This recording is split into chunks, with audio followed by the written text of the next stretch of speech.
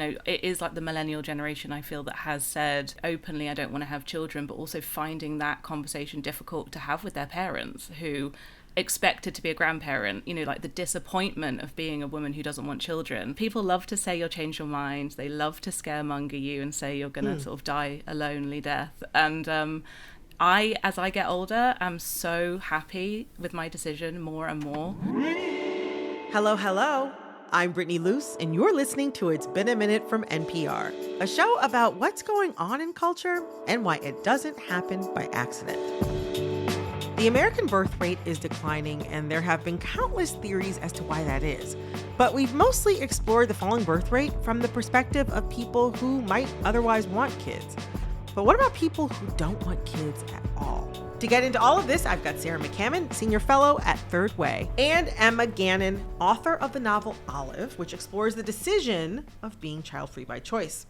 Emma, Sarah, welcome to It's Been a Minute. Thank you so much. Yeah, thanks for having me. I'm happy to have you both. Okay, so I want to start off by defining some terms. Like when people talk about, those of us who are adults without kids, there are a couple different terms used: childless and child-free. Sometimes in other media, I'll see those terms used interchangeably, although they're definitely not the same thing. Childless implies that being a non-parent may be a matter of circumstance. Like maybe you wanted kids, but it didn't work out. But the term child-free is much more rooted in the choice to be a non-parent. That's the group of people we'll be discussing today. So for the purposes of this conversation, I will be going forward using the term child-free. So I just want to ground that for everybody watching and listening. That's where we're coming from. So survey and polling data indicates that millennials and Gen Zers are increasingly interested in living child-free. And they've shared a variety of reasons for that. They are concerned about the cost, the time, the effort required to be a good parent. Honestly, it takes a lot of time, effort, and money to be like an okay parent. So being a good parent is like even more intense. And a lot of them just didn't have the desire to do that. Regardless of why they don't want to be parents, their disinterest in parenting has a lot of people in a panic. Why do you think this trend is causing such a stir? Sarah, we'll start with you. Well, a lot of it comes down to economics. There has been a really rapid shift in the way that people live and form families or don't form families, as you just alluded to. Mm-hmm. The fertility rate in the U.S. has fallen to 1.6 children per woman. That is about half a point less than replacement. And replacement is basically just the number that's needed to sort of maintain a steady level, stable population. So we're heading toward population decline. Correct. Potentially. Yeah. Yeah. If you subtract immigration, which is like a whole other conversation, mm-hmm. but this is happening already in some societies, especially in like parts of Asia. Those are some of the most prominent examples. Yeah. And what that means is, as a whole, the population's getting older. There are fewer younger workers. This creates all kinds of questions about pension systems, elder care, the future of the economy, especially in an economy that's really kind of been built on growth. And so that's the big worry that I hear from sort of mainstream demographers. If you talk to people who, consider themselves sort of pronatalists, who have kind of an ideological or social or cultural reason for being concerned about this, maybe even a religiously driven concern, then you hear about things like, sort of the future of the family and the future of human flourishing. And I hear some of those things from sort of mainstream researchers too. There are questions about why people are having fewer kids and what does it say about the choices they feel are available to them. What does that really mean? Like what's sort of under that culturally, that panic that people don't want to have children? Well, it depends who you talk to. I mean, there are sort of socially conservative pronatalist groups that I think they would say that they just see life, giving life to a new generation, building a family as sort of a core part of being human, as sort of the way that humans were meant to live. And some of this might be rooted in religious beliefs, but not necessarily all of it. for some, and I don't want to paint all pronatalists in this way, but for some, there are racial and demographic and cultural anxieties that play a part. Yes, I've seen it, at least in the United States, there are a sizable chunk of there is a loud minority of people who are very concerned about replacement, the great replacement theory, the idea that there are more non-white people being born than white people, and that's a bad thing. Yeah, and there are those who feel that way, and I also want to say I put that question to a pretty conservative leaning group, the Institute for Family Studies, one of their researchers, and he pointed out that in the U.S. at least, the birth rate has historically been higher in recent years among non-white groups, and especially non-white groups that have a large percentage of immigrants. Those groups tend to have more babies than the white population. And so his response to that was, look, this isn't actually for us about race. It's about a desire to see families built and flourishing. And so, but certainly there are those elements within the pronatalist movement that are worried about racial demographics, for sure. Emma, you wrote a novel based around the decision to be child-free. Why did you want to explore this through your novel? What are you seeing as far as people's fascination with this, and what's the response been to your book? I mean, I love this topic because, it's something that I am witnessing, I guess, as a trend. It is like the millennial generation, I feel, that has said, I don't want to have children, but also finding that conversation difficult to have with their parents who expected to be a grandparent, like the disappointment of being a woman who doesn't want children. I don't want children. I've always known it's such a choice for me. I've known since my early 20s that it's not going to be for me. And I loved exploring it through fiction because I could just put it all out there without committing myself to the page. Because people love to say you'll change your mind. They love to scaremonger you and say you're going to sort of die a lonely death. And as I get older, I'm so happy with my decision more and more. It's something I feel so much more certain with. And to be honest, I wanted to connect with other women around this topic as well. So it's it's interesting what you describe. It's, I don't know. I'm 38 years old. I'm not sure how old you are, but I'm definitely, I consider myself a prime millennial. And that's very much a part of our sort of cultural conversation. I think it's very interesting that this is a conversation that is so, I guess you could say fraught and weighty, that one of the motivations that you had for writing a book about this is wanting to connect with other women who had also made the same choice. Definitely. I mean, I think that's why I write, honestly, because I want to connect and start conversations. I love it when a book gets people going. And what was so funny about the response of this book is either people felt so seen by it, it's the first protagonist a lot of people had read in a book about a child-free by choice woman. They're normally the side character, they're normally the sister. It's no, this is a book called Olive about a child-free by choice woman. But some people also didn't like her and called her selfish and called her, someone that's self-indulgent and wants to take up so much space in her life. And I think that's still a taboo. Women that want to really live on their own terms, fully do whatever they want. That's new. Women for history have had to do what other people want them to do. And I think, it's good to talk about it. Yeah, I want to touch on that a little bit more. What cultural assumptions does our culture hold about adults who choose not to have kids, or child-free women specifically? Well, in talking to people, my colleague Brian Mann and I, who sort of pitched this extended series on the birth rate and birth rate decline, we've talked to people all over the world, and several of our colleagues have helped us as well. And I think we've consistently heard about that, or at least that perception or that fear of stigma for either, not becoming a parent or not having more children. For one of my stories, I went to Finland, which is a country that has a very different culture, a very different sort of political culture around support for parents, and yet also has a declining birth rate. Yeah. And I talked to a woman there who's part of an organization for people who are child-free by choice. This group actually formed to find support around being child-free and just the idea that this is something that is very intentional. But there is a stigma around it for a lot of people. And I think some of that comes from the society and some of it does come from from the family. Yeah, I wonder, Emma, you touched on this a little bit, where you've seen people respond to a character in your book. What sort of cultural assumptions have you noticed our culture holds about adults, or women specifically, who choose not to have children?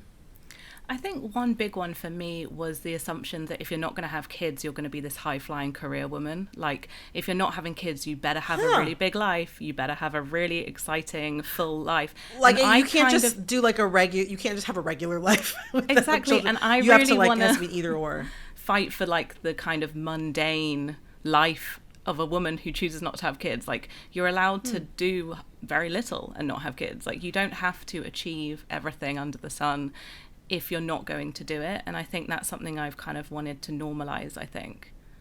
I'm sure there's others. Yeah, I mean, something that I noticed come up when I was like researching, preparing for this conversation, is like the idea of selfishness. That was something that was very prevalent. It's something that even Pope Francis has touched on, or had touched on in his lifetime, the idea that like a life without children, or choosing not to have children, was like choosing a selfish path. I've been married for almost 4 years, and I have a wonderful husband. People like him more than they like me, which is the correct thing to do. So lots of people actually constantly are talking to me about having a child and asking me why I don't have one already. So I do get a lot of the shoulds, or why don't choose, or what are you doing, and blah blah blah. However, yeah, I haven't had a child, and so I haven't had the experience of people. I haven't had the experience of how people might read you when you do, become a parent. Can I say something about that? I think, please do, jump in. I mean, I am a parent. I have 2 children, and I think that this, and I'm going to base this partly on conversations I've had with others, but also frankly my own life. I think that the perception of that decision varies a lot depending on what community that you're in. Yeah. I grew up in a very traditional conservative Christian culture where it was expected to have children. It was assumed, and there was a lot of, I don't remember anyone saying that you're selfish if you don't, but it was just sort of seen as being part of what a woman would want to do, being feminine, being part of like the community. As much as cooking or going to church or anything else that you would just do. Yeah. And so like I always, and it was also kind of put on a pedestal, motherhood was. Like there, it was the women in my church who had lots of children. Some of them had one, I think the largest family was 10. Mine was 4. They were kind of seen as especially sort of, it was like a real achievement. It was maybe even sort of especially spiritual. And I think that, there is a correlation between sort of conservative communities, religious communities, and higher birth rates. Yeah. So I think some of it is based on the environment that you're existing in. I think it is actually much more normal now, though, to have no children or few children.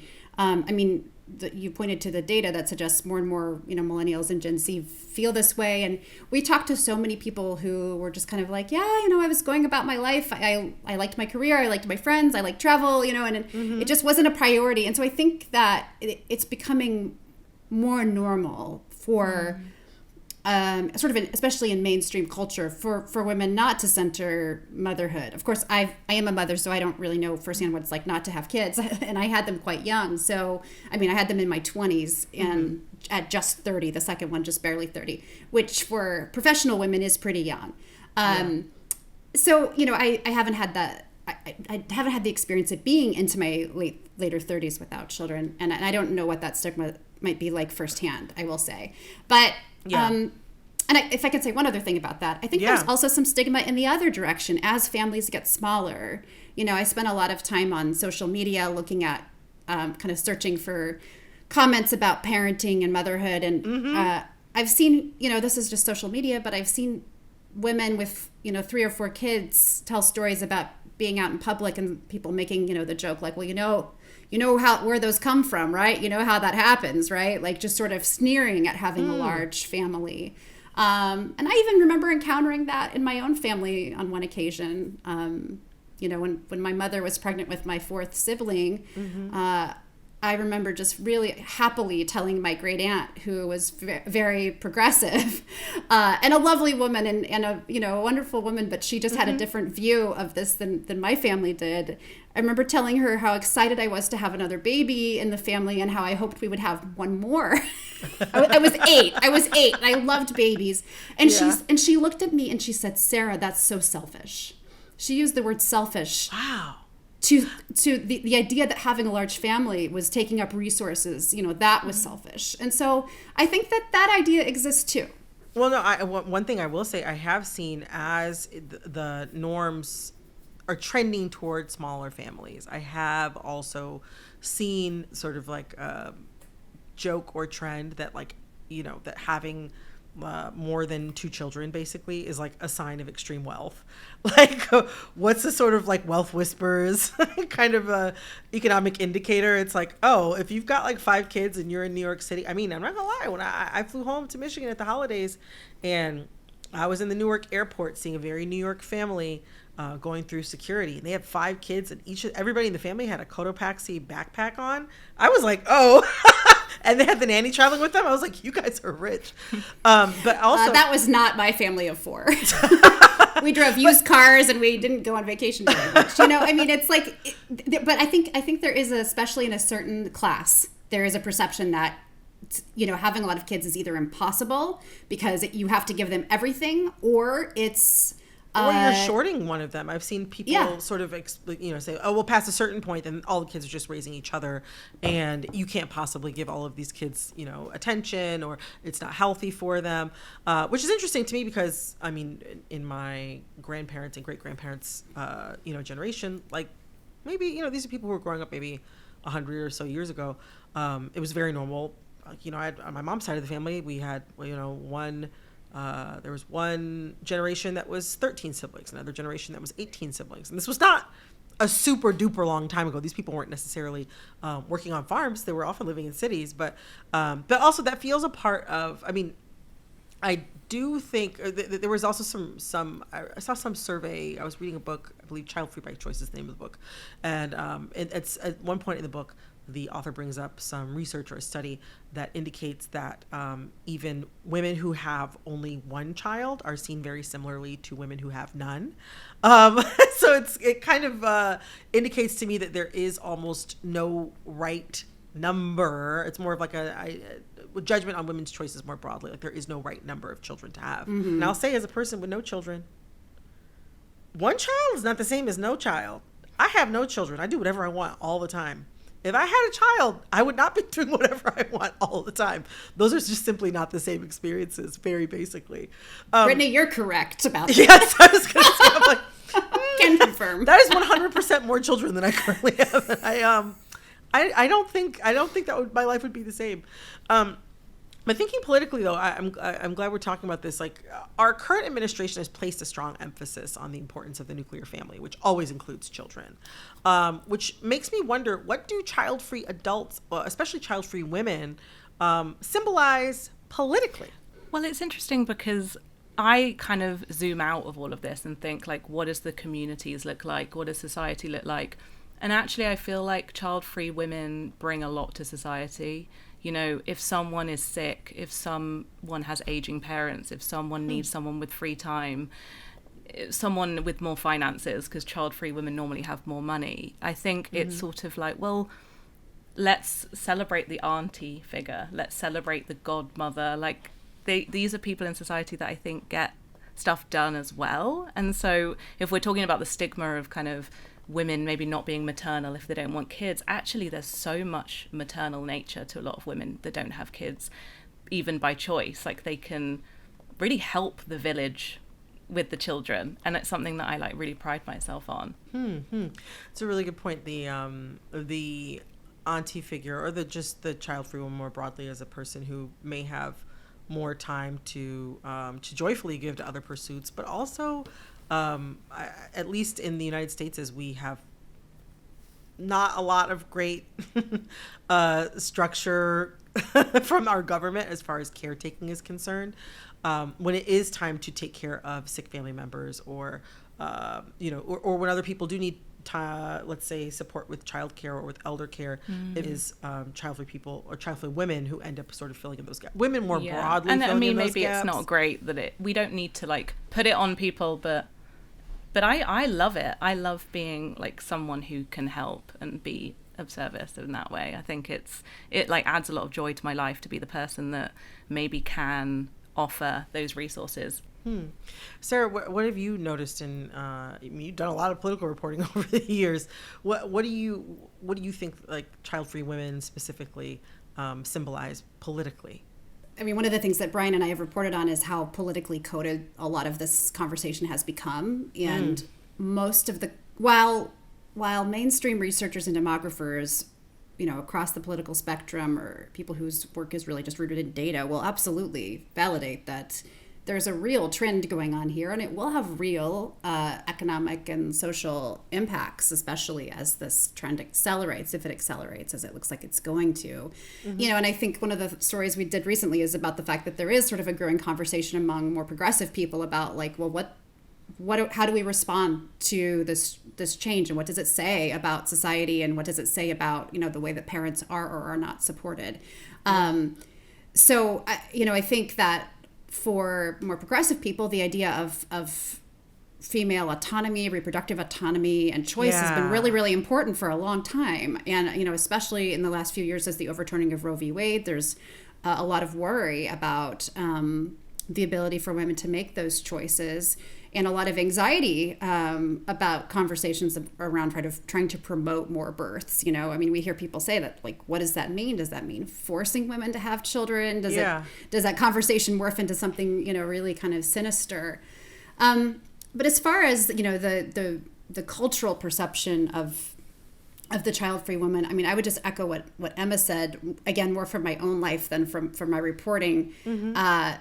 As somebody who had my first baby at 25, and I did not have a lot of money. I did not have family around because I was living in a different city. It was very hard, and most of my friends weren't having kids yet, and some of them never did, but having other young people around me who were like excited to be the sort of fill-in aunties and push the baby while we were caught up with something at work, or just kind of free us up for an evening, like that was invaluable. And the idea of the village is really, really important. Well, yeah, I'm glad you bring this up because through social media, a lot of parents, especially moms, have been able to be transparent about what they go through. Some people think that this kind of honesty is contributing to people's disinterest in becoming a parent. Sarah, has that come up in any of the reporting that you did about the declining birth rate? Like, and what do you think of that framing? That is this even the right way to think about this? That parents being honest about their experiences is partially to blame for the declining birth rate?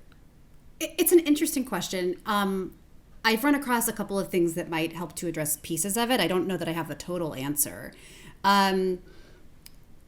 But some of the researchers we talked to, and I know this applies in Finland specifically, which again, I spent some time reporting there, have talked about this idea that there's just this real fear of childbirth specifically, some of which may get amplified either online or just in entertainment. I mean, there's sort of this punchline in movies of like a woman giving birth and it's horrible and terrible and scary, and it's like a laugh, but also like a horror.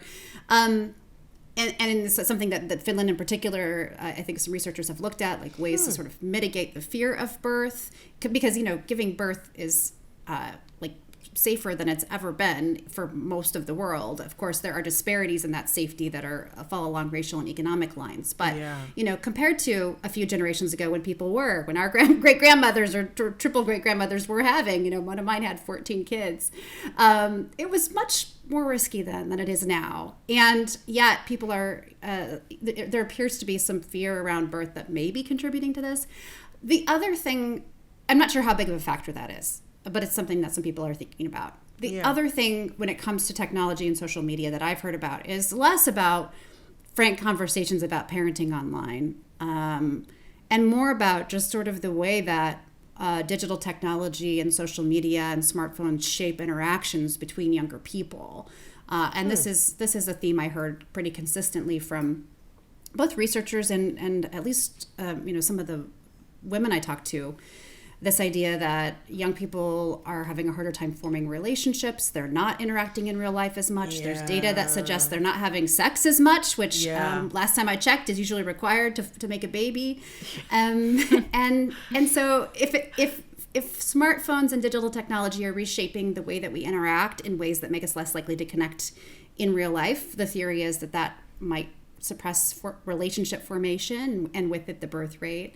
And the last thing I'll say is, one woman that I spoke to for the series talked with a lot of, I think, pain in her voice about just the horrors of online dating and the real misogyny and disgusting conversations around women and the female body that she had heard from young men she'd encountered online.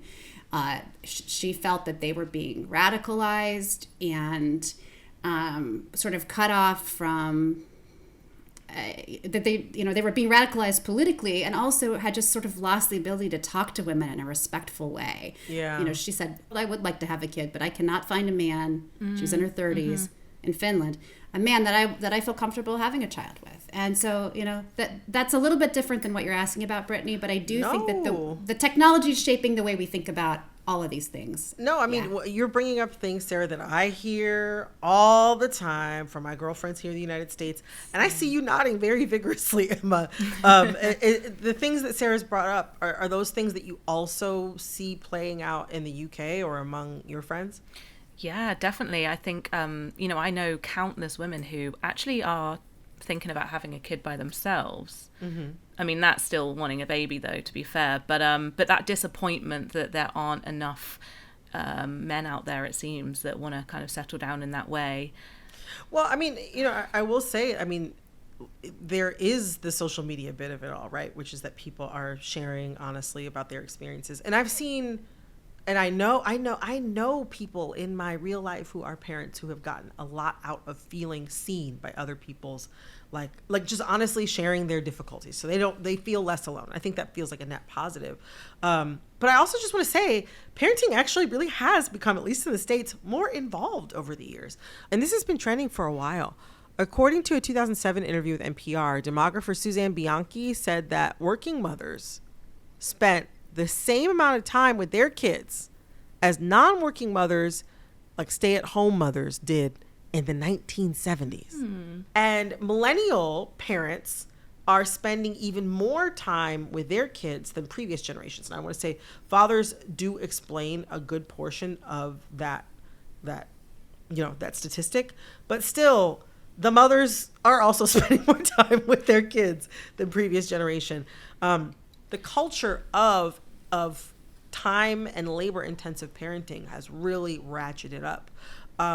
Sarah, I was gonna, as the mom of the conversation, like, have you seen that parenting has become more time and labor intensive? Like, you've had actually, a good longitudinal view over the past 15 or so years, 10, 15 years to be able to look at this. Do you feel like time, like parenting has become more intensive than it was in the past? Yes, this was something I heard from researchers that we talked to, this idea that the bar to become a parent, to be ready, to be good enough, has somehow shifted. And I'm not sure what that's about, but I think it's a real perception.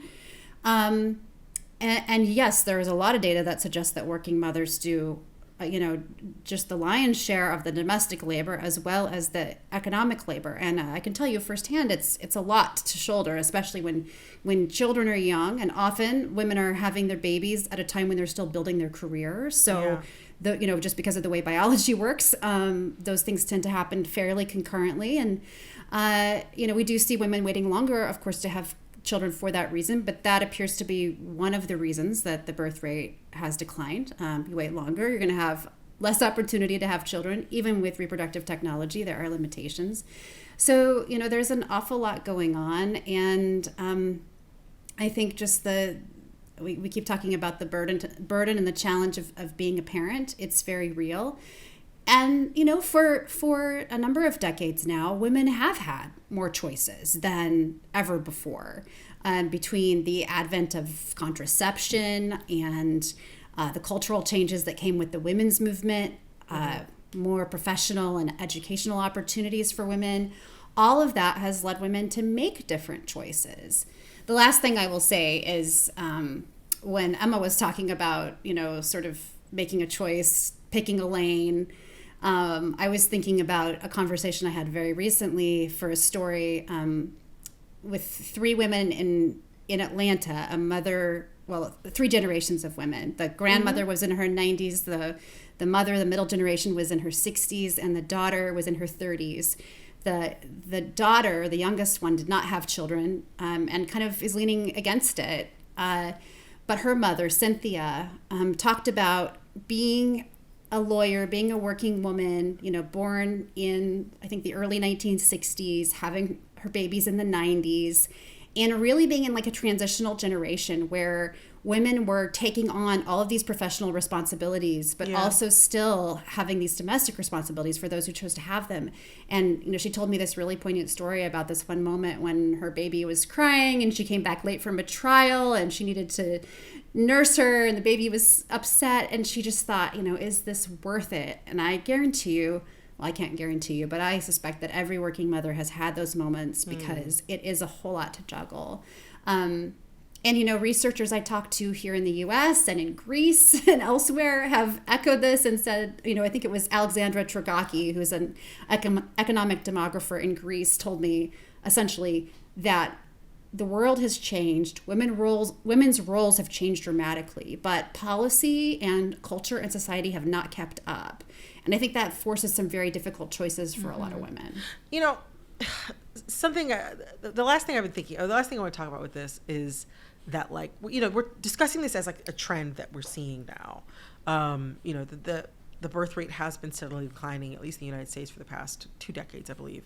But this is not necessarily a new phenomenon. Like, as much as boomer parents might bemoan their lack of grandchildren, as much as, the media might treat Gen Z and millennials' lack of interest in having kids as novel, there were similar articles worrying over Gen X's interest or lack of interest in kids 15 years ago. At least 15% of baby boomers never had children, though I haven't seen data that indicates whether that was out of desire or circumstance. But still, roughly 50% of baby boomers never had children at all. And, again, 15 years ago, the media was like, what's happening with Gen X? How come they don't want kids? I don't know. Non-parent adults are not a new phenomenon. So why the fuss? What's with all the hubbub? Why does this still feel so fraught? If I'm being honest, like when I wrote my novel and there was quite a lot of media attention around my book, I declined doing interviews about the declining birth rate because I felt like it was a panic that had like this undercurrent of wanting to control women, essentially. Like, we don't like this decline and we must have it this way. And I think it takes out of the picture that these decisions are because of individuals choosing something because something is not working for them. And this kind of mass panic around you have an opinion on like this movement. It's like, well, it's just a few women who don't want to do it. And also, we don't have to have a reason why. Like, so many people want to know why. Is it because of the finances? Is it because of the housing crisis? Is it because of, it's like, yes, probably all of that. But also, some women just don't want to. And I think that is, I hope, where we get to, where it's less about the trend and more about like why and actually, is it okay if it's changing? Sarah, what do you think? Why do you think this is still? I think one of the reasons over the last 10 or 15 years that demographers have paid more attention to this is the sort of escalation in the decline. It's not just the fact of it, but it's falling below replacement. And it does raise economic worries. I guess the other thing I'll say that when it comes to the idea of choices that people make, and particularly that women make, because women do sort of have sort of the final decision about this in most places. There's this idea from the reproductive justice movement that I think is really worth thinking about. And it's the idea that conversations around childbearing should focus on not only reproductive rights, but reproductive justice, and not just the option to not have a child, but the question about what kind of a situation, if a woman is thinking about this decision, whether or not to have a child, what kind of a situation is she making that in? Does she have true political freedom? Does she have true economic freedom as well as reproductive freedom? And that decision might be yes or it might be no. But the idea of the reproductive justice movement is that people in general, and especially women, should exist in a society where those choices are truly free and where they're not constrained by things like lack of access to healthcare or lack of access to childcare. I think there's probably a long way to go to get to that world, but it's something I think about a lot when I think about these conversations. Wow. You both have been so insightful and so smart. I have enjoyed this conversation so much. I've learned so much. Me too. Emma, Sarah, thank you both. Thank you. It's been so nice. That's all for today, but stay tuned. We've got more video episodes with even juicier topics coming soon, and you won't want to miss it. Remember to hit the follow button on Spotify and to follow NPR podcasts on YouTube. See you soon.